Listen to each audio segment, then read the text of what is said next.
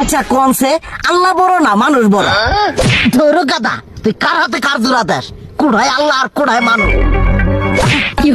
যেটা কবার কইছে ওইটা কন। আল্লাহ বড় না মানুষ বড়? আল্লাহ তো বড়। আল্লাহ বড়, তাহলে আল্লাহর কথা না হইনা মানুষের কথা শুনেন কে? কি কইতাছস? কি আর আল্লাহর কথা মানে না মানুষের কথা মানে? হ্যাঁ, কি আর মানুষের কথা শুনেন, তাই না?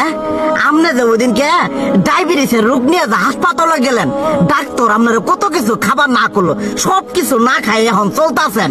তাহলে আল্লাহ যে আপনারা কইছে যে হারাম খাবার না, সুদ খাবার না, কই আপনি তো কাম কাজ বাদ দিয়ে এলাকার আমাদের টাকা পয়সা না গায়ে খালি উল্লে দিয়েই খান, নিজেরা টেও হালাল ভাবে কামাই করেন না। ওই সুদ তো না কটা টেয়া করে লাভ আহে, উল্লে দিয়ে দিয়ে চলেন আর পেটা বড় বানাইছেন। শুনেন একটা কথা কই, হারামের কোনোদিন আরাম নাই। হালাল পথে রুজি রোজগার করেন, প্রয়োজনে এড়া বেলা কম খায়েন, তাও শরীর পিণ্ডও ভালো থাকবো, কোনো রোগ বেদও হবো না, আরামও পাবেন, আল্লাহও খুশি থাকবো। তুই আমার এইভাবে বুঝাবি আগে কইলি না কে? আসলে এই বিষয়টা তো আমি কখনো মাথায় এইভাবে নেই যে আমাদের কখনো ডাক্তার নিষেধ করলে ঠিকই আমরা নিষেধ মানি, কিন্তু উপর আল্লাহ যে কত কিছু নিষেধ করে দিয়ে সেটা মানি না।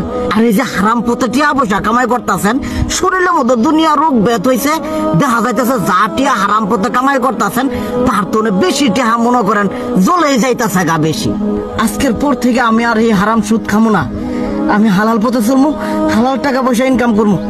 এতে করে যদি একবেলা কমও খাইতে হয় তবুও খামো, তবু আমি আর এই হারাম পথে চলবো না।